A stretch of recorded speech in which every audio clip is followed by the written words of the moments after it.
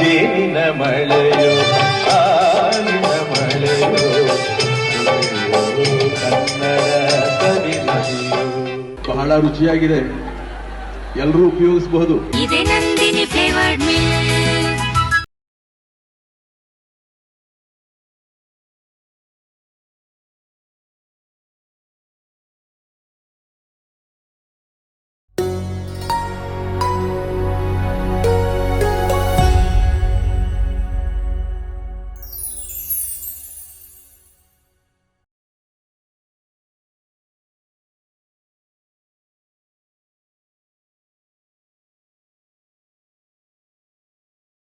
ಪ್ರೇಮನಾಥ್ ಅವರೇ, ಈ KMF milk ಪ್ರಾಡಕ್ಟ್ಸ್ಗೆ ನೀವು ರಾಜ್ಕುಮಾರ್ ಅವ್ರನ್ನ ಸಹಜವಾಗಿ ಕೇಳಿದ್ರಿ, ನೀವು ಇದನ್ನು ಪ್ರಮೋಟ್ ಮಾಡ್ತೀರಾ ಅಂತ.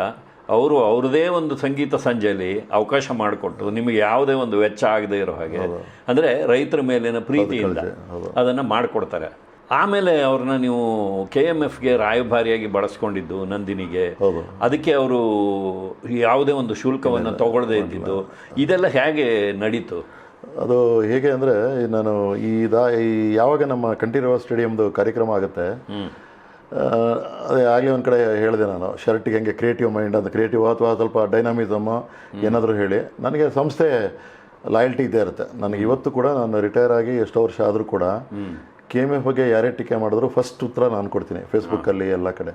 ಆ ಲಾಯಲ್ಟಿ ಕೆಲವರು ರಿಟೈರ್ ಆದರೆ ಆ ಕಡೆ ತಿರುಗಿ ನೋಡಲ್ಲ. ನನಗೆ ಇವತ್ತು ನನಗೆ KMF ಬಗ್ಗೆ ಕಾಳಜಿ ಇದೆ, ಸಂಸ್ಥೆ ಬಗ್ಗೆ. KMFಲ್ಲಿ ನಾನು ಕೆಲಸ ಮಾಡಿದಾಗಲೂ ನನಗೂ ಕೂಡ ವೈಯಕ್ತಿಕವಾಗಿ ಕಾಂಪಿಟೇಷನ್ನು, ಈ ಜಲಸಿ ಎಲ್ಲ ಇರುತ್ತೆ. ಅದ್ರ ಜೊತೆಗೆ ರಾಜ್ಕುಮಾರ್ ಜೊತೆ ಈಗಲೇ ಕಾಂಟ್ಯಾಕ್ಟ್ ಆಗ್ತಾ ಇದ್ದಾನೆ, ಅವನು ಮೀಡಿಯಾದಲ್ಲಿ ಬರ್ತಾ ಇದ್ದಾನೆ, ಯಾವಾಗಲೂ ವಿಡಿಯೋದಲ್ಲಿ ನ್ಯೂಸಲ್ಲಿ ಬರ್ತೀನಿ, ಪತ್ರಿಕೆಯಲ್ಲಿ ಬರುತ್ತೆ ರಾಜ್ಕುಮಾರ್ ಜೊತೆ ಇರೋದು. ಆಮೇಲೆ ಮಂತ್ರಿಗಳು ಇವ್ರ ಜೊತೆ ಎಲ್ಲ ಒಡನಾಟ ಇರುತ್ತೆ. ಇದೆಲ್ಲ ಫಂಕ್ಷನ್ ಮೂಲಕ ಎಲ್ಲ ಆಗುತ್ತೆ. ಅದು ನಮ್ಮಲ್ಲೂ ಜಲಸಿ ಇರುತ್ತೆ, ನಮಗೂ ಕಷ್ಟ ಇರುತ್ತೆ. ಸೊ ವಿರೋಧಗಳು ನಾವು ಸರಿಯಾಗಿ ಅಣ್ಣವ್ರಿಗೆ ಹೆಂಗೆ ಅವ್ರಿಗೆ ಎಷ್ಟೇ ದೈವಾಂಶ ಸಮುದ್ರಾಗಿದ್ದರು, ಎಲ್ಲ ಈ ಥರ ಆಡಂಬರ ಬಿಟ್ಟು ಸಾತ್ವಿಕ ರೀತಿಯಲ್ಲಿ ನಡ್ಕೊಂಡು ಸರಳವಾಗಿ ನಡ್ಕೊಂಡ್ರೂ ಕೂಡ ಅವ್ರ ಜೊತೆ ಅನ್ನ ತಿಂದವರೇ, ಉಪಕಾರ ತಗೊಂಡವರೇ ಟೀಕೆ ಮಾಡೋ ಒಂದು ವರ್ಗ ಇದೆ ಅಲ್ವಾ? ವೈಯಕ್ತಿಕ ಕಾರಣಗಳು ಈಗಲೂ ಇದೆ. ಅಂಥ ಜನ ಇರಬೇಕಾದ್ರೆ ನನಗೂ ಇತ್ತು. ಬಟ್ ಆಗ ಆದರೆ ನನ್ನ ಕೆರಿಯರ್ ಉದ್ದಕ್ಕೂ ಇದು ನಾನು ಸಂಸ್ಥೆ ಪರವಾಗಿ ಯೋಚನೆ ಮಾಡ್ತಿದ್ದೆ. ನನಗೆ ಕಷ್ಟ ಬಂದರೂ ನಾನು ಯಾವುದೇ ಒಂದು ಪ್ರಭಾವಕ್ಕೆ ಅಥವಾ ದುರ್ಬಳಕೆ ಮಾಡ್ಕೊಂಡಿಲ್ಲ ನನಗಿರೋ ಸಂಪರ್ಕನ. ಅದು 2-3 ಉದಾಹರಣೆ ಆಗಿದೆ. ಸೊ ಇಲ್ಲಿ ನಾನು ರಾಜ್ಕುಮಾರ್ ಆದಾಗ ನನ್ನ ಒಂದು ಮೈಂಡ್ ಏನಾಗುತ್ತೆ, ಯಾಕೆ ಅವರು ನನಗೆ ಇದಾಗಿದ್ದಾರೆ, ನಮ್ಮ ಈ ಪ್ರಾಡಕ್ಟ್ಗೆ ಪ್ರಚಾರ ಮಾಡಿಸೋದಕ್ಕೆ ಮಾಡೋಣ. ನಮ್ಮಲ್ಲಿ ಅವಾಗ KMFಲ್ಲಿ ಬಜೆಟ್ ಜಾಸ್ತಿ ಪ್ರಚಾರಕ್ಕೆ ನಾವು ಮಾಡ್ತಾ ಇರಲ್ಲ, ನಮಗೆ ಅವಕಾಶ ಇರಲ್ಲ. ಲಾಭ ನಷ್ಟ ಸ್ವಲ್ಪ ಟೈಟಲ್ಲಿ ನಡೀತಾ ಇರುತ್ತೆ. ಯಾಕೆಂದರೆ ಲಾಭ ಮಾಡಿದಂಗೆ ನಡಿಬೇಕು, ಬರೋ ಲಾಭ ರೈತರು ಕೊಡಬೇಕು ಅಂತ ಇರುತ್ತೆ. ಸೊ ನಾವು ಜಾಸ್ತಿ ಲಾಭ ಮಾಡೋಕ್ಕೆ ಹೋಗಲ್ಲ. ಆ ಒಂದು ಕಾನ್ಸೆಪ್ಟಲ್ಲಿ ನಡೀತಾ. ಅದೇ ಉದ್ದೇಶ ಕೋಆಪರೇಟಿವ್ ಅಂದರೆ, ಲಾಭ ಗಳಿಸದೆ ರೈತರಿಗೆ ಗ್ರಾಹಕರನ್ನ ಬ್ಯಾಲೆನ್ಸ್ ಮಾಡ್ಕೊಂಡು ಹೋಗಿ. ಅದೇ ಗ್ರಾಹಕರು ಏನು ಕೊಡ್ತಾರೆ, ರೈತರಿಗೆ ಕೊಡು. ನಿನಗೇನು ಬೇಕೋ ಖರ್ಚಿಗೆ ಅಂದರೆ ಸಂಸ್ಕರಣಾ ವೆಚ್ಚ, ಸಾಗಾಣಿಕೆ ವೆಚ್ಚ ಅಂತ ಒಂದು ಪಾಲಿಸಿ. ನಮ್ಮ ಕೊರಿಯನ್ ಏನು ನಮ್ಮ ಡೈರಿ ಇಂಡಸ್ಟ್ರಿಗೆ ಪಿತಾಮಹ ಅಂತ ಹೇಳ್ತೀವಿ, NDDB ಅಂತ ಸಂಸ್ಥೆ ಮೂಲಕ ನಮ್ಮ ಎಲ್ಲ ರಾಜ್ಯಗಳಿಗೆ ಸಹಾಯ ಮಾಡ್ತಾರೆ. ಫಂಡ್ಸ್ ಎಲ್ಲ ಸಾಲ ಕಡಿಮೆ ಬಡ್ಡಿನಲ್ಲಿ, ಕೆಲವು ಗ್ರ್ಯಾಂಟ್ ಆ ಥರ ಎಲ್ಲ ಬರೋ ಸಾಲಗಳಿದೆ ಸರ್ಕಾರದಿಂದ ಆಗಲಿ. ಉದ್ದೇಶ ಏನಂದರೆ ರೈತರಿಗೆ ನಷ್ಟ ಆಗದಾಗೆ, ನೀವು ನಷ್ಟ ಮಾಡ್ಕೊಳ್ಳದೆ, ಗ್ರಾಹಕರಿಗೆ ತೊಂದರೆ ಆಗದಾಗೆ ಬ್ಯಾಲೆನ್ಸ್ ಮಾಡಿ ಒಳ್ಳೆ ಪ್ರಾಡಕ್ಟ್ ಕೊಡಿ ಅಂತ, ಅದು ಉದ್ದೇಶ. ಸರಿ, ಹಾಗೆ ಮಾಡೋಕ್ಕಾರೆ ನಾನು ಸಂಸ್ಥೆ ಉಳಿಸ್ಬೇಕು ಅಂದ್ಬಿಟ್ಟು ನಾನು ರಾಜ್ಕುಮಾರ್ನ ಯಾಕೆ ನಾವು ಪ್ರಚಾರಕ್ಕೆ ಕೇಳಬಾರ್ದು ಅಂತ ನನಗೆ ನಂಬಿಕೆ ಇರಲ್ಲ. ಯಾಕೆಂದ್ರೆ ಅವ್ರು ಯಾವುದೂ ಮಾಡಿರಲ್ಲ, ನನಗೆ ಗೊತ್ತಿರುತ್ತೆ. ನನ್ನ ಎದುರುಗಡೆನೇ ಸುಮಾರು ಜನ ಕಂಪನಿಯವರೆಲ್ಲ ಕೇಳೋದು ಅದೆಲ್ಲ ಇರುತ್ತೆ. ಇಲ್ಲೆಲ್ಲ ಪಾರ್ವತಮ್ಮ ಅವ್ರು ಹೇಳ್ತಾ ಇರ್ತಾರೆ, ಅಣ್ಣ ಅವ್ರು ಯಾವುದೇ ಪ್ರಾಡಕ್ಟು ಜಾಹೀರಾತು ಮಾಡಲ್ಲ ಅಂತ ಒಂದು ಇರುತ್ತೆ. ಈಗ ರಜನಿಕಾಂತ್ ಫಾಲೋ ಮಾಡ್ತಾ ಇದ್ದಾರೆ ಆ ಥರ. ಹಾಗೆ ಎಷ್ಟೇ ಕೋಟಿಗಟ್ಟಲೆ ಬಂದ್ರೂ ಅವಾಗಲೂ ಕೂಡ ಎಷ್ಟೇ ದುಡ್ಡು ಕೊಡ್ತೀವಿ ಅಂದ್ರೆ ಆಗಿನ ಕಾಲದ ಮೌಲ್ಯದಲ್ಲಿ ಜಾಸ್ತಿ ಕೊಡ್ತೀವಿ ಅಂದ್ರೆ ಅವರು ಒಪ್ಪಿರಲ್ಲ. ಸರಿ, ಹೀಗಿರಬೇಕಾದ್ರೆ ನಾನು ಹೋಗಿ ಪಾರ್ವತಮ್ಮ ಅವ್ರು ಕೇಳ್ತೀನಿ ಫಸ್ಟ್. ನಾನು ಯಾವಾಗಲೂ ಪಾರ್ವತಮ್ಮ ಅವ್ರು ಇದ್ದಂದ್ರೆ ಅವ್ರು ಬಿಟ್ಟು ನಾನು ಯಾವತ್ತೂ ಹೋಗಲ್ಲ. ಸರಿ, ಕೇಳಿದಾಗ ನಿಂಗೆ ಗೊತ್ತಲ್ಲ ಮಾಡಲ್ಲಲ್ಲ ಅವರು ಅಂತ ಹೇಳ್ತಾರೆ. ಆದರೂ ನನ್ನ ವಿಚಾರದಲ್ಲಿ ನೀನು ಉಂಟು ಅಣ್ಣ ಉಂಟು ಮಾತಾಡಪ್ಪ, ನಿನಗೇನು ಹೇಳ್ತಾರೆ ಗೊತ್ತಿಲ್ಲ, ನೋಡು ಟ್ರೈ ಮಾಡು ಅಂತ ಹೇಳ್ತಾರೆ. ಅಂದರೆ ಅವರೇನು ಅದಕ್ಕೆ ಅವ್ರಿಗೆ ಇಲ್ಲ ಪಾಪ, ಅದು ನನ್ನ ವಿಚಾರದಲ್ಲಂತೂ ಇನ್ನೂ ಇಲ್ಲ. ಸರಿ, ಅವರು ಕೇಳು ನೀನವರು ನಿಮ್ಮ ಬಾಂಧವ್ಯನೇ ಬೇರೆ ಅಂತ ಹಂಗೆ ಹೇಳ್ತಾರೆ. ಸರಿ, ಅಣ್ಣ ಊಟ ಮಾಡ್ತಾರೆ, ನನ್ನ ಕರೀತಾರೆ, ನಾನು ಊಟ ಮಾಡ್ತಾ ಇರ್ತೇನೆ. ಅಣ್ಣ ಹಿಂಗೆ ಅಂತ ಒಂದೇನೋ ಮನ್ಸರಿದ್ದೆ ತಪ್ಪು ತಿಳ್ಕೊಂಡಿದ್ದಿಲ್ಲ ಅಂದರೆ, ಏನು ರೀ ಜಮಾಯಿಸ್ರಿ ಇದ್ದಾರೆ. ಅವ್ರಿಗೆ ಖುಷಿ ಆದರೆ ಏನೋ ಅಡೆತಡೆ ಇಲ್ಲ ಆದರೆ ಜಮಾಯಿಸಿ ಇರ್ತಾರೆ. ಆ ವರ್ಡ್ ಅವ್ರಿಗೆ ಭಾಳ ಕಾಮನ್. ಜಮಾಯಿಸ್ಬಿಡೋಣ. ಪ್ರೇಮ್ ಕೇಳಿದ್ರೆ ಇಲ್ಲ ಅಂತ ಜಮಾಯಿಸಿ ಅಂತಾರೆ. ಏನ್ರೀ ಅಂತಾರೆ ಇವರು ಪರ್ವತಮ್ಮ ಜ್ಞಾಪಿಸೋದಕ್ಕೆ. ಮಾಡಲಿ ಸರಿ ನೋಡಪ್ಪ ನಿನಗೆ ಏನು ಎಲ್ಲ ಏನು ಕೇಳಿದ್ರೆ ಎಷ್ಟರ ಮಾಡು ಅಂತಾರೆ ಪರ್ವತಮ್ಮ. ಅವರು ಪಾಪ ಪ್ರೀತಿನಲ್ಲೇ ಅವರು ಹಾಗೆ ರೇಗಿಸ್ತಾರೆ. ಸರಿ ಅಂತ ಹೇಳ್ಬಿಟ್ಟು ಅಣ್ಣ ನಾನು ಹೇಳ್ತೀನಿ, ನಾನು ಆ ವಿಡಿಯೋನೇ ಇದೆ ಅದನ್ನೇ ನಾನು ಯೂಸ್ ಮಾಡ್ತೀನಿ ಸರಿ ಅಂತ. ಅವರು ಅವಾಗ ಫಾರಿನ್ಗೆ ಹೋಗೋ ಟೈಮು ಏನೋ ಗೊತ್ತಿಲ್ಲ, ಒಂದು ಟ್ರಿಪ್ ಹೋಗ್ತಾರೆ ಯಾವಾಗಲೂ ಒಂದ್ಸರಿ, ಅಥವಾ ಸಮ್ವೇರ್ ಅಥವಾ ಕಾಶ್ಮೀರೋ ಏನೋ ಒಂದು ಮಂತ್ ಏನೋ ಔಟ್ಸೈಡ್ ಹೋಗೋದು. ಸರಿ ನನಗೆ ಅಲ್ಲಿ ಬರೋರ್ಗೂ ಕಾಯೋಕ್ಕೆ ನನಗೆ ಇದಿಲ್ಲ, ಮಾಡೋಣ ಅಂದ್ಬಿಟ್ಟು ಅದೇ ವಿಡಿಯೋ ತೊಗೊಂಡು ಎಡಿಟ್ ಮಾಡಿಸಿ ಅದನ್ನು ಆಮೇಲೆ ಅಷ್ಟರಲ್ಲಾಗಲೇ ನಾನು ಪತ್ರಿಕೆಗಳಲ್ಲಿ ಇವ್ರು ಯಾವಾಗ ಹಿಂಗೆ ಹೇಳ್ತಾರೆ, ಈ ಪತ್ರಿಕೆಯಲ್ಲಿ ಜಾಹೀರಾತು ಅವರ ಕಾರ್ಯಕ್ರಮಕ್ಕೆ ಬರೋದು ಅಥವಾ ಪೋಸ್ಟರ್ಸು ನಮ್ದೇನಂದ್ರೆ ಅವಾಗೆಲ್ಲ low cost medias POP materials ಅಂತ ಅಂಗಡಿ ಮುಂದೆ ಇದು ಪೋಸ್ಟರ್ಸು, ಆಮೇಲೆ ರೋಡ್ ಸೈಡ್ ಹಾಕೋದು, ಆ ಥರ ಪೋಸ್ಟಲ್ಲಿ ನಂದಿನಿ ರಾಜ್ಕುಮಾರ್ ಚಿತ್ರ ಬಳಸಿ ಫ್ಲೇವರ್ಡ್ ಮಿಲ್ಕು ಮತ್ತು ಬೇರೆ ಉತ್ಪನ್ನಗಳು ಹಾಕ್ಕೊಂಡು ನಾವು ಮಾಡ್ತಾಯಿರ್ತೀವಿ. ಅಲ್ಲಿ ಇದನ್ನು ವಿಡಿಯೋ ಮಾಡ್ತೀವಿ. ಅವಾಗ ಚಾನಲ್ ಇದ್ದಿದ್ದು ದೂರದರ್ಶನ್ ಒಂದೇ, ಆಮೇಲೆ ಉದಯ ಸ್ಟಾರ್ಟ್ ಆಗಿತ್ತು ಅವಾಗ, ಅದು ಆಗ್ತಾನೆ. ಸರಿ ಮಾಡಿ ಅಂತಾರೆ, ಎಲ್ರಿಗೂ ಆಶ್ಚರ್ಯ. ಆಮೇಲೆ ಅದನ್ನು ನಾವು ಮಾಡ್ತೀವಿ TV ಇದರಲ್ಲಿ ಆಗಿನ ಕಾಲದಲ್ಲಿ ಕೊಡ್ತೀವಿ.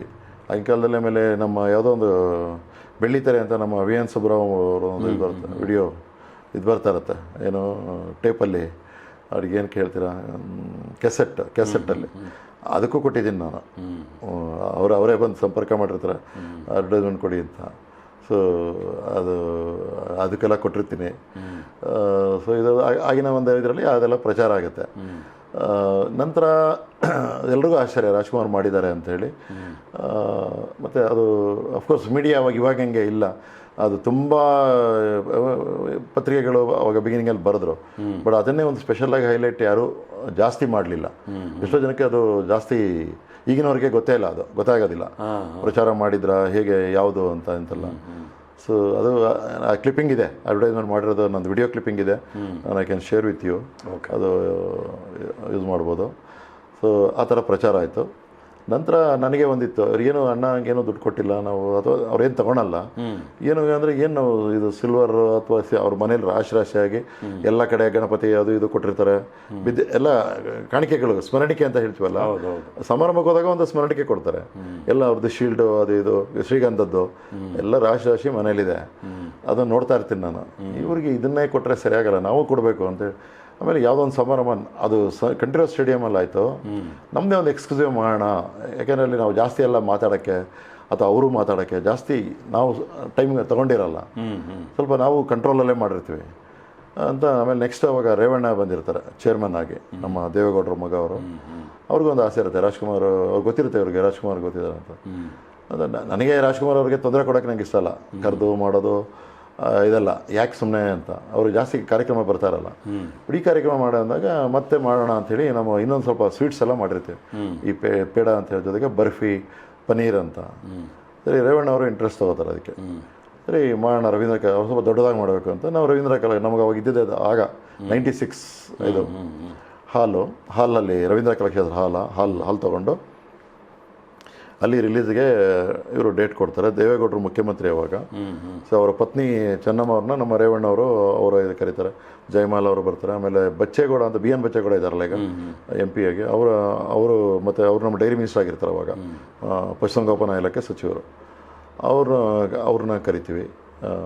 ದಟ್ ಈಸ್ 96 ಸರಿ ಕಾರ್ಯಕ್ರಮ ರವೀಂದ್ರ ಕಲಾಕ್ಷೇತ್ರ ಮಾಡ್ತೀವಿ, ತುಂಬ ಚೆನ್ನಾಗಿ. ಆಮೇಲೆ ಅಣ್ಣವರು ಪಾಪ ಆ ಟೈಮಿಗೆ ಬೆಳಗ್ಗೆ ಪತ್ರಿಕಾರ್ಥ ಎಲ್ಲ ಪತ್ರಿಕೆಗಳು ಕರೆದಿರ್ತೀವಿ. ನನಗೆ ಅದಕ್ಕೆ ಹಿಂದಿನ ದಿವಸ ಒಂದು 2-3 ದಿವಸ ಏನಂತ ಹೇಳಿ ಕಾಣಿಕೆ ಏನಾದ್ರು ಕೊಡಬೇಕು, ಒಳ್ಳೇದು ಕೊಡಬೇಕು ಅಂತ. ಏನು ಅಂದರೆ ಅಣ್ಣವ್ರನ್ನ ಏನು ಕೇಳೋಕ್ಕಾಗಲ್ಲ, ಅಮ್ಮ ಕೇಳಿ ಏನು ಕೊಡಲಿ, ಏನೋ ಶ್ರೀಕಾಂತ್ ಅದು ಏನಾದ್ರು ಕೊಡಪ್ಪ, ನೋಡಿ ಎಷ್ಟು ರಾಶಿ ಬಿದ್ದಾವೆ, ನೀನೇನು ಕೊಡಬೇಡ ಬಿಡು, ನೀನು ಬರ್ತೀಯಲ್ಲ ಸ್ವೀಟ್ ಕೊಡು ಸಾಕು ಅಂತ. ಸ್ವೀಟ್ ಅಂದರೆ ಅಷ್ಟೇ ಸಾಕು, ನೀನು ಅಲ್ಲೇನು ಸ್ವೀಟ್ ಬಿಡುಗಡೆ ಮಾಡ್ತೀವಿ ಅದೇ ಸಾಕು ಬಿಡಿ, ನೀನು ಅವೆಲ್ಲ ತಲೆ ಕೆಡಿಸ್ಕೊಬೇಡ ಅಂತಾರೆ. ನಾನೇನೋ ಯೋಚನೆ ಮಾಡಿ ನಮ್ಮ ಇನ್ನೊಬ್ಬರು ಫೈನಾನ್ಸ್ ಒಬ್ಬರು ಡೈರೆಕ್ಟರ್ ಇರ್ತಾರೆ ರಾಮಸ್ವಾಮಿ ಅಂತ KMF ಅಲ್ಲಿ, ಅವರೊಬ್ಬರನ್ನ ಕಾನ್ಫಿಡೆನ್ಸ್ ತೊಗೋತೀನಿ. ಇದನ್ನೇ ರೇವಣ್ಣ ಕೇಳಿದ್ರೆ ಹಸು ಕೊಡೋಣ ಅಂತ. ಅಣ್ಣವ್ರಿಗೆ ಹಸು ಅಂದ್ರೆ ಇಷ್ಟ ಅಂತ ಗೊತ್ತಿದೆ. ಅವ್ರು ಮಾತಾಡ್ಬೇಕು ಊರ ಕಡೆ ಹೋದಾಗ ಹಸು ಸಾಕೋದು, ಅಲ್ಲಿ ಊರಲ್ಲೆಲ್ಲ ಹಸು ಇದೆ. ಆಮೇಲೆ ಅವರು ಪುನೀತ್ ಫಾರಮ್ಗೆ ಹಸು ಸಾಕಬೇಕು ಅಂತ ಎಲ್ಲ ಇರುತ್ತೆ, ಪುನೀತ್ ಫಾರಮ್ ಇರುತ್ತೆ ಅವಾಗ, ಹಸು ಸಾಕಬೇಕು ಅಂತೆಲ್ಲ ಇರುತ್ತೆ ಅಲ್ಲಿ. ಆ ಟೈಮಲ್ಲಿ ಇವರು ಅಣ್ಣವ್ರು ಮಾತಾಡೋದೆಲ್ಲ ನನಗೆ ಹಸು ಅಂತ ಇದು ಮಾಡ್ತಾ ಇರ್ತಾರೆ, ಹಸು ಬಗ್ಗೆ ಕಾಳಜಿ ಇದೆ ಅಂತ. ಸರಿ, ಹಾಲು, ಆಮೇಲೆ ನಮ್ಮ ಹೋದಾಗೆಲ್ಲ ಡೈರಿನಲ್ಲಿ ಎಷ್ಟು ಲಕ್ಷ ರೈತರಿದ್ದಾರೆ, ಎಷ್ಟು ಲಕ್ಷ ಹಸುಗಳಿಂದ ಹಾಲು ಬರುತ್ತೆ ನಿಮಗೆ, ಈ ಹಳ್ಳಿಗಳೆಲ್ಲ ಹೆಂಗೆ ಅಂತೆಲ್ಲ ಕೇಳ್ತಾ ಇರ್ತಾರೆ. ಮಾತಾಡೋ ಟೈಮಲ್ಲಿ ನಾವು ಅವರು ಸಿನಿಮಾ ಬಗ್ಗೆ ಅಥವಾ ನಮ್ಮ ಡೈರಿ ಬಗ್ಗೆ, ಪಾಲಿಟಿಕ್ಸ್ ಕಮ್ಮಿ, ಪಾಲಿಟಿಕ್ಸ್ ಬಗ್ಗೆ. ಬಟ್ ಕೆಲವು ವಿಚಾರ ಹೌದಾ, ಇವ್ರು ಯಾರು ಮಂತ್ರಿ ಅಂತ ಗೊತ್ತಿರಲ್ಲ ಅವ್ರಿಗೆ. ಅದು ಹಿಂಗೆ ಅವ್ರು ಏನಾದ್ರು ವಿಶೇಷ ಮಾಡಿದ್ರೆ ಹಿಂಗೆ ಮಾಡಿದ್ದಾರೆ ಅಂತ ಹೇಳ್ತಿರ್ತೀನಿ. ಸೊ ಆ ಥರ ಮಾತುಕತೆ. ಇದು ಆಯಿತು ಅಂತ ಫಂಕ್ಷನ್ ಮಾಡ್ತೀವಿ. ನಾನು ಅವರೊಬ್ರಿಗೆ ಕೇಳ್ತೀನಿ ಹಸು ಕೊಡಬೇಕು ಅಂತಿದ್ದೀನಿ ಅಂತ. ಈಗ ಅವರು ಫೈನಾನ್ಸ್ ಡೈರೆಕ್ಟರ್ ನನಗೆ ದುಡ್ಡು ಸ್ಯಾಂಕ್ಷನ್ ಮಾಡಬೇಕು, ಮಾಡಿರಿ ಅದೇ ಬೆಸ್ಟು ಅಂತ. ಅವರು ನಮ್ಮ ಥರ ಸ್ವಲ್ಪ ಡೈನಾಮಿಕ್ ರಾಮಸ್ವಾಮಿ ಅಂತ. ಬಟ್ ಇನ್ಯಾರಿಗೂ ಹೇಳಲ್ಲ. ರೇವಣ್ಣಗೆ ಹೇಳಿದ್ರೆ ಡಯಾಸಲ್ಲಿ ಅದೆಲ್ಲ ಹಾರ್ಬಿಡುತ್ತೆ, ಆಮೇಲೆ ನಮ್ಮೇಲೆ ನುಗ್ಬಿಟ್ರೆ ಏನು ಮಾಡೋದು. ಕೆಲವು ಟೈಮ್ಸ್ ಹಸುಗಳು ಸೀರೆ ನೋಡ್ಬಿಟ್ಟು ಹೆಂಗಸರು ಇರ್ತಾರೆ, 3 ಜನ ಹೆಂಗಸರು ಇರ್ತಾರೆ, ಪಾರ್ವತಮ್ಮ, ಚೆನ್ನಮ್ಮ ಅವರು ಮತ್ತು ಇವರು ಜಯಮಾಲ ಆ್ಯಂಕರ್ ಬೇರೆ ಇದಿರ್ತಾರೆ, ಬಂಗಾರದ ಮನುಷ್ಯ ಥರ ಇದಾಗಬಾರ್ದು, ನೆಗೆದ್ಬಿಟ್ಟು ಅಥವಾ ನುಗ್ಗೋದು, ಗಾಬರಿ ಆಗೋದು, ಸಗಣಿ ಹಾಕಿ ಅಲ್ಲೆಲ್ಲ ಇದಾಗೋದು, ರಂಪಾಗೋದು. ಆಮೇಲೆ ಗಾಬರಿಗೆ ಹೆದರಿಕೆಗೆ ಸಗಣಿ ಎಲ್ಲ ಗೃಹಪ್ರವೇಶಕ್ಕೆ ಹಾಕ್ಲಿ ಅಂತ ನಾವು ನೋಡ್ಕೋತೀವಿ. ಆಮೇಲೆ ಜಂಪ್ ಆದರೆ ಮುಂದ್ಗಡೆ ಗಣ್ಯರಿದ್ದಾರೆ, ಕರೆದಿದ್ದೀವಿ, ಸುಮಾರು ಜನ ಬಂದಿದ್ದಾರೆ, ಪ್ರೆಸ್ನವರಿದ್ದಾರೆ, ಹೌಸ್ಫುಲ್ಲು ಮೇಲ್ಗಡೆ ಎಲ್ಲ ಜನ ಇದ್ದಾರೆ, ತುಂಬ ಜನ ಇದ್ದಾರೆ. ಅದು ಕೆಪಾಸಿಟಿ 600-700 ಸಿಕ್ಕಾಪಟ್ಟೆ ಜನ ಇದ್ದಾರೆ, ಮೇಲೆ ಕೆಳಗೆ ಸೇರಿ ಹೊರಗಡೆ ಜನ ಅದು ಆಗಿ. ಸರಿ, ಹಸು ಕೇಳಂಗಿಲ್ಲ, ಕೇಳಿದ್ರೆ ಅವರು ರೇವಣ್ಣ ಸ್ವಲ್ಪ ಸ್ಟ್ರಿಕ್ಟು, ನಮಗೆಲ್ಲ ಭಯ ಇರುತ್ತೆ. ನಾನೇನೇ GM ಆದರೂ ಚೆನ್ನಾಗೇ ಇರ್ತಾರೆ, ಆದರೆ ಕೇಳಿದ್ರೆ ಬೇಡ ಅಂದರೆ ನಾನು ಅದನ್ನು ಮಾಡೋಂಗಿಲ್ಲ. ಒಂದು ರಿಸ್ಕ್ ತೊಗೊಳ್ಳೋಣ, ಅದೇನಾದ್ರು ಒಂದು ಇದು ಬಾರ್ಕೋಲ್ ಅಂತ ಇರುತ್ತಲ್ಲ, ಆ ಥರ ಏನೋ, ಅಥವಾ ಒಂದೇನೋ ಕುತ್ತಿಗೆ ಕಟ್ಟೋದು, ಒಂದೇನಾದ್ರು ಕುತ್ತಿಗೆ ಮಾಲೆ, ಆ ಥರ ಸಾಂಕೇತಿಕ ಕೊಡೋದು ಅಂತ ನಾವು ಅನ್ಕೋತೀವಿ. ಬಟ್ ಹಸುನ ಅವ್ನು ತರಿಸ್ಬಿಡ್ತೀನಿ ನಾನು, ಒಳ್ಳೆ ಸಾಧು ಹಸ ನೋಡ್ರಪ್ಪ ಅಂತ ಹೇಳ್ತೀನಿ. ನಮ್ಮ KMF ಅಧಿಕಾರಿಗಳಿಗೆ, ಮಿತ್ರರಿಗೆ ಹೇಳಿ, ಅವರು ಡಾಕ್ಟ್ರು, ಒಬ್ಬರು ಲೋಕೇಶ್ ಅಂತ ಡಾಕ್ಟ್ರು ಹುಡುಕಿ ಒಂದು ಸಾಧು ಹಸನ ತರ್ತಾರೆ. ಚೆನ್ನಾಗಿದೆ ನೋಡೋಕೆ, ಇಲ್ಲ ಹಣೆ ಮೇಲೆ ಬ್ಲ್ಯಾಕ್, ಇದರಲ್ಲಿ ಮೇಲೆ ಬಿಳಿ ಚಿಹ್ನೆ, ತುಂಬ ಲಕ್ಷಣವಾಗಿರುತ್ತೆ. ಅದ್ರ ಮೇಲೆ ನಂದಿನಿ ಒಂದು ಸ್ಯಾಟಿನ್ ಇದರಲ್ಲಿ ನಂದಿನಿ ಅಂತ ಬರ್ಸಾಕ್ತೀವಿ. ನಾನು ಅನೌನ್ಸ್ ಏನೋ ಮಾಡಿರಲ್ಲ, ಯಾರಿಗೂ ಗೊತ್ತಿಲ್ಲ, ಅಣ್ಣವ್ರಿಗೂ ಏನೋ ಗೊತ್ತಿಲ್ಲ. ಫಂಕ್ಷನ್ ಭಾಷಣ ಆಗುತ್ತೆ, ಆದಮೇಲೆ ಕೊನೆ ಅಂತ ಬಂದ ವಂದನಾರ್ಪಣೆಗಿನ ಮೊದಲು ಇವರಿಗೆ ಸ್ಮರಣಿಕೆಗಳು ಅಂತ ಹೇಳ್ಬಿಟ್ಟು ಮಿನಿಸ್ಟ್ರಿಗೆ ಕೊಡ್ತೀವಿ. ನಾನು ಹೇಳ್ತೀನಿ ಅವಾಗ ಮಾತಾಡ್ತಾ ಎಲ್ಲರಿಗೂ, ಆಡಿಯನ್ಸ್ಗೆ, ಅಣ್ಣವ್ರಿಗೆ ನೋಡಿ ಇಷ್ಟೆಲ್ಲ ಮಾಡಿದ್ದಾರೆ, ನಮ್ಗೆ 2 ಸಮಾರಂಭಕ್ಕೆಲ್ಲ ಬರ್ತಾರೆ, ಪ್ರಚಾರ ಮಾಡ್ತಾಯಿದ್ದೀವಿ, ಅವ್ರಿಗೇನೋ ಕೊಟ್ಟಿಲ್ಲ, ಕಾಣಿಕೆ ಕೊಡಬೇಕು, ಏನು ಕೊಡ್ಬೋದು ಹೇಳಿ ಅಂತ ಆಡಿಯನ್ಸ್ನ ಕೇಳ್ತೀನಿ. ಅವ್ರಿಗೆ ಬೆಳ್ಳಿ ಕೊಡೋಂಗಿಲ್ಲ, ಚಿನ್ನ ಕೊಡೋಂಗಿಲ್ಲ, ದುಡ್ಡು ಕೊಡೋಂಗಿಲ್ಲ, ಆದರೆ ಅವ್ರಿಗೆ ಇಷ್ಟವಾದ ಒಂದು ಕೊಡ್ತಾಯಿದ್ದೀನಿ ಅಂದರೆ, ಇನ್ನು ಅಲ್ಲೇನು ಕೇಳ್ತಾ ಕೂತ್ಕೊಳಕ್ಕಾಗಲ್ಲ. ಸರಿ, ಇಷ್ಟವಾದ ಒಂದು ಕೊಡ್ತಾಯಿದ್ದೀನಿ, ಗೆಸ್ ಮಾಡಿ ಅಂತ ಹೇಳಿಬಿಟ್ಟು ನಿಲ್ಲಿಸ್ಬಿಟ್ಟು ಕರ್ಕೊಂಬಪ್ಪ ಅಂತ ಕರ್ಕೊಂಬರ್ತಾರೆ. ಆವಾಗ ಅದು ಒಳ್ಳೆ TV ಇಲ್ಲಿ ಬರುತ್ತೆ, ಒಂದು ಐರಾವತ ಅನ್ಬೋದು. ಇದು ರಾಜಗಾಂಭೀರ್ಯದಿಂದ, ಅದು ಕೂಡ ಎಲ್ಲೋ ನಮಗೆ ನನಗಂತೂ ಡವಡ ಬಂದಿರುತ್ತೆ. ಏನೇ ಹೆಚ್ಚು ಕಮ್ಮಿ ಆದರೂ ನಿಮ್ಮ ತಲೆ ನನಗೆ ಪನಿಷ್ಮೆಂಟೇ, ಅಂದರೆ ಟ್ರಾನ್ಸ್ಫರ್ ಔಟ್ ಆಫ್ ಬ್ಯಾಂಗ್ಳೂರ್. ರೇವಣ್ಣವರು ಚೆನ್ನಾಗಿರ್ತಾರೆ, ಸಿಟ್ಟು ಬಂದ್ಬಿಟ್ರೆ ಅವರು ಪಾಪ ನನಗೆ ಕ್ಲೋಸ್ ಆಗಿರ್ತಾರೆ.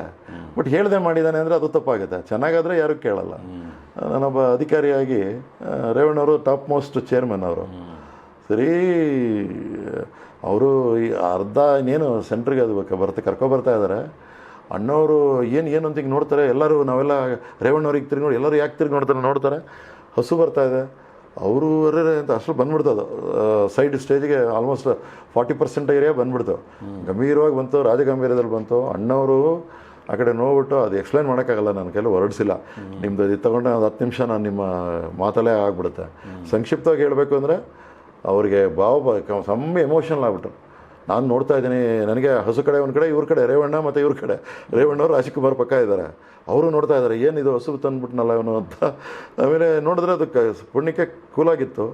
ಅಣ್ಣವರು ಅದನ್ನು ನೋಡಿ ಕೈ ಮುಕ್ಕೊಂಡು ಬಂದು, ಆಮೇಲೆ ಸ್ವಲ್ಪ ಕಣ್ಣಲ್ಲಿ ನೀರು, ಆಮೇಲೆ ಚಪ್ಪಲಿನ ನಾವು ಗಮನಿಸ್ತಾರೆ, ಚಪ್ಪಲಿ ಬಿಚ್ಚಿಬಿಟ್ಟು ಹೋಗಿ ಅದು ನಮಸ್ಕಾರ ಮಾಡಿಕೊಂಡು ಕಾಲಿಗೆ, ಅದು ಏನು ಪಾಪ, ಅದು ಏನು ನಮ್ಮ ಪುಣ್ಯನೋ, ಅದು ನಿಜವಾಗ್ಲೂ ಗೋಮಾತೆನೋ ಏನೋ. ಆ ಗೋಮಾತೆ ಅಂತ ನಾವು ಕರಿತೀವಿ, ಕಾಮಧೇನು ಅಂತ ಕರಿತೀವಿ. ಅದು ಅವರು ಕೈ ಮುಗಿದು ಇದೆಲ್ಲ ಸುತ್ತು ಹೋಗಿ ನಮಸ್ಕಾರ ಮಾಡಿ ಮೈದೊಡ್ವಿ ಒಂದು 10 ನಿಮಿಷ ನಿಂತ್ಕೋತಾರೆ ಹಿಂಗೆ ಮೈದೊಡ್ವಿ ಇದೆಲ್ಲ ಆಗೋದಕ್ಕೆ. ಆಮೇಲೆಲ್ಲ ರೇವಣ್ಣವರು ಬಂದು ಅವ್ರಿಗೆ ಏನು ಪ್ರೇಮ್, ಹಸುನೇ ತಂದುಬಿಟ್ರಲ್ಲ ನೀವು, ನನಗೆ ಭಾಳ ಇಷ್ಟ, ಖುಷಿ ಆಗೋಯ್ತು ರೀ, ನನಗೆ ಎಂಥ ಗೌರವ ಅಥವಾ ಕಾಣಿಕೆ ಕೊಟ್ಬಿಟ್ರಿ ಅಂತೇಳಿ ಅಲ್ಲಿ ಪಾಪ ಹಸು ಹತ್ರ ಅಲ್ಲೇ ನಿಂತ್ಕೊಂಡೆ ಕಣ್ಣಲ್ಲಿ ಇದಾಗ್ಬಿಡ್ತಾರೆ. ಅವ್ರಿಗೆ ಹಸು ಸಿಗ್ಬೋದು ಅದು ಬೇರೆ, ಬಟ್ ಅಲ್ಲಿ ಒಂದು ಸಭೆಯಲ್ಲಿ ಒಂದು ಉಡುಗೊರೆಯಾಗಿ ಅಥವಾ ಸ್ಮರಣಿಕೆಯಾಗಿ ಕೊಟ್ಟಿದ್ದಾರೆ ಅಂತೇಳಿ ಭಾಳ ಇದಾಗಿ ನಮಸ್ಕಾರ ಮಾಡ್ಕೊಂಡು ಆಮೇಲೆ ನನಗೆ ಹಸು ಈ ಮತ್ತೆ ಎಲ್ಲಿ ಅದು ಇದಾಗಬಾರ್ದು ಬಿಟ್ಟು ಮತ್ತೆ ತಕ್ಷಣ ಅಲ್ಲಿಂದ ಮತ್ತೆ ಎಲ್ಲರೂ ಮೈದೊಡಿ ಎಲ್ಲರೂ ನೋಡಿ ಶಾಂತವಾಗಿ ಅದು ಹೋಗುತ್ತೆ. ಹೋಗಿ ಮನೆಗೆ ನಾನು ಪುನೀತ್ ಫಾರಂ ಕಳ್ಸೋದು ಅಂತ ಅಂದ್ಕೊಂಡಿರ್ತೀನಿ. ಆಮೇಲೆ ಹೇಳ್ತೀನಿ ಅದು ಹಸುದೇ ಬೇರೆ ಎಪಿಸೋಡ್ ಇದೆ, ಅಂದರೆ ಒಂಥರ ಅವರು ಹೇಗೆ ಇದು ಮಾಡಿದ್ದಾರೆ ಅಂತ. ಆಮೇಲೆ ಪತ್ರಿಕೆಗಳು ಸಮಾರಂಭ ಮುಗೀತೆ, ಭಾಳ ಖುಷಿ ಆಗುತ್ತೆ. ಮನೆಗೆ ಹೋದ್ಮೇಲೆ ಇಲ್ಲ ರೀ ನಾನು ಎಲ್ಲೆಲ್ಲೋ ಕಾರ್ಯಕ್ರಮ ಹೋಗಿದ್ದೆ, ನೀವು ನನ್ನ ಸ್ಮರಣಾರ್ಥವಾದ ಇದು ಈ ಕಾರ್ಯಕ್ರಮ ಮರೆಯಲ್ಲ, ಜೀವನ ಪೂರ್ತಿ ಮರೆಯಲ್ಲ ಅಂತ. ಪಾರ್ವತಮ್ಮವ್ರಿಗೂ ಖುಷಿ, ಅವರು ಪನೀರ್ ಅಂತ ಒಂದು ಪ್ರಾಡಕ್ಟ್ ರಿಲೀಸ್ ಮಾಡ್ತಾರೆ, ಅದು ಭಾಳ ಸಕ್ಸಸ್ ಆಗಿದೆ. ಪಾರ್ವತಮ್ಮವ್ರು ಲೆಕ್ಕೇ ಹ್ಯಾಂಡ್ ತುಂಬ ಅಣ್ಣವ್ರು ಹೇಗೆ ಸರ್ ನನಗೇನ ನಿನ್ನ ಲೆಕ್ಕ ಹ್ಯಾಂಡ್ ಪಾರ್ವತಿ ಅಂತ ಅವ್ರು ಕ್ಲಾಪ್ ಮಾಡಿದ್ದು, ಅವ್ರು ಇದು ಮಾಡಿದ್ದು. ಪಾರ್ವತಮ್ಮವ್ರದ್ದು ಕೈ ಹಾಕಿದ್ದು ಯಾವುದೂ ಫೇಲ್ಯೂರ್ ಇಲ್ಲ. ನಂದು ಪನೀರು ಎಲ್ಲ ಪ್ರಾಡಕ್ಟ್ನ ಅದು ಜಾಸ್ತಿಯಾಗಿ ಸಕ್ಸಸ್ ಆಯಿತು. ಅದು ಹೊಸ ಪ್ರಾಡಕ್ಟ್, ಹೋಟೆಲಲ್ಲಿ ತಿಂತಾರೆ ಅಷ್ಟೇ ನಮ್ಮವರು ಕರ್ನಾಟಕದವರು. ಅದು ಹೆಂಗೆ ಮಾಡೋದು, ಅದು ಅಡುಗೆ ಹೆಂಗೆ ಮಾಡೋದು ಗೊತ್ತಿರಲಿಲ್ಲ. ನಾವೆಲ್ಲ ಕ್ಲಾಸೆಲ್ಲ ಮಾಡಿ ಹೇಳ್ಕೊಡ್ತೀವಿ. ಬಟ್ ಈಗ ಅದು ಸೂಪರ್ ಹಿಟ್, ಅದು ನಮ್ಮ ನಂದಿನಲ್ಲಿ ಟಾಪ್ ಸೆಲ್ಲಿಂಗ್ ಪ್ರಾಡಕ್ಟ್ ಅದು. ಇದು ರಾಜ್ಕುಮಾರ್ ಪತ್ರಿಕೆಗಳಲ್ಲಿ ಪ್ರಜಾವಾಣಿ ಮುಖಪುಟದಲ್ಲಿ ಅದು ಪತ್ರಿಕೆಗಳಲ್ಲಿ ಪ್ರಾಡಕ್ಟ್ ರಿಲೀಸ್ದು ಕಮ್ಮಿ ಆಗೋಯ್ತು. ಹೈಲೈಟ್ ಹಸು ಕೊಟ್ಟಿದ್ದು, ಮತ್ತು ಹಸುಗೆ ಅಣ್ಣವರು ಬಿಟ್ಟಿದ್ದು, ಚಪ್ಪಲಿ ಬಿಟ್ಟು ನಮಸ್ಕಾರ ಮಾಡಿದ್ದು ಆ ಫೋಟೋ ಹಂಗೆ ಪತ್ರಿಕೆಗಳು ಅದನ್ನೇ ಹೈಲೈಟ್ ಮಾಡಿದ್ದಾರೆ. ಅದೊಂದು ಎಲ್ರಿಗೂ ನ್ಯೂಸ್ ಕೆಳಗಡೆ ಕೂತಾರೆ, ಆಮೇಲೆ ಹೇಳ್ತಾರೆ ಇವ್ರ ಆಡಿಯನ್ಸ್ ನಮಗೆ ಎಲ್ಲಿ ನೆಗೆದು ಬಂದ್ಬಿಡುತ್ತೋ ಅಂತ ಗಾಬರಿ ಇತ್ತು. ಆ ಕಡೆ ಹೋಗೋಕ್ಕೆ ರೆಡಿಯಾಗಿದ್ವಿ, ಬಟ್ ಮಂತ್ರಮುಗ್ಧ ಅಂತ ಹೇಳ್ತಾರಲ್ಲ, ಇದಕ್ಕೆ ಏನೋ ಟೈಟ್ಲ್ ಅಂತ ನಾವು ಹೇಳ್ಬೇಕಂದ್ರೆ ಮಂತ್ರಮುಗ್ಧರಾಗಿಸಿ ಆ ಸನ್ನಿವೇಶ ಟಚಿಂಗ್, ವೆರಿ ಟಚಿಂಗ್. ಸ್ಟೇಜ್ ಮೇಲೆ ಅದನ್ನ ಕರ್ಕೊಂಡು ಹೋದ್ರಲ್ಲ ನೀವು, ಒಂದು ದೊಡ್ಡ ಸಾಹಸ. ಹೌದು. ಏನಂದ್ರೆ ರವೀಂದ್ರ ಕಲಾಕ್ಷೇತ್ರ ಸಾಕಷ್ಟು ವ್ಯವಸ್ಥೆ ಇದೆ. ಹೇಳಿದೆ, ರೇವಣ್ಣವ್ರು ಹೇಳಿದ್ರು ಏನ್ರಿ ಏನಾರು ಹೆಚ್ಚು ಕಮ್ಮಿ ಆಗ್ಯಾರ, ಇಲ್ಲ ಸರ್ ನಿಮ್ಗೆ ಭಯ ಆಯಿತು ಆದರೂ ಮಾಡಿದ್ದೀನಿ, ಒಂದು ಏನೋ ರಿಸ್ಕ್ ತಗೊಂಡೆ ಅಂತ. ಇರ್ಲಿ ಒಂದು ಗೃಹ ಪ್ರವೇಶಕ್ಕೆ ಮನೆ ಒಳಗಡೆ ಹಸು ಕರ್ಕೊಂಡ್ಬರೋದೇ ಕಷ್ಟ. ನೀವು ರವೀಂದ್ರ ಕಲಾಕ್ಷೇತ್ರ ರಂಗದ ಮೇಲೆ ಕರ್ಕೊಂಡ್ ಬಂದಿದ್ದೀವಿ. ಅದು ಒಳಗಡೆ ಬರಬೇಕು, ರೂಮ್ ಬರೋದು ಅದೇನು ಈಸಿ ಅಲ್ಲ. ಅದು ಬಾಗಿಲೆಲ್ಲ ದಾಟ್ಕೊಂಡು ಸಣ್ಣ ಈ ಕಡೆಯಿಂದ ಬರಲಿಲ್ಲ, ಅದು ಆಡಿಯನ್ಸ್ ಕಡೆ ಡೋರಿಂದ ಹಿಂದೆ ಇಲ್ಲ, ಸೈಡ್ ಹಿಂದ್ಗಡೆ ಸೈಡ್ ವಿಂಗ್ಸ್, ಯಾಕಂದ್ರೆ ಮುಂದ್ಗಡೆ ಇದ್ರೆ ಎಲ್ರಿಗೂ ಕಾಣ್ಬಿಡುತ್ತೆ ಅಂದ್ಬಿಟ್ಟು ರಹಸ್ಯವಾಗಿ ಇಟ್ಟಿದ್ದೆ ನಾನು. ಸೈಡ್ ವಿಂಗ್ಸಿಂದ ಹಿಂದ್ಗಡೆಯಿಂದ ಗ್ರೀನ್ ರೂಮ್ ಅದೆಲ್ಲ ಇರುತ್ತಲ್ಲ, ಆ ಕಡೆ ಆ ಡೋರಿಂದ ಕರ್ಕೊಂಡ್ಬಂದಿದ್ದೆ ನಾನು. ಎಲ್ಲೂ ಸದ್ಯ ಗಾಬರಿ ಆಗಲಿಲ್ಲ. ಅದೊಂದು ಒಳ್ಳೆಯ ಕಾರ್ಯಕ್ರಮ.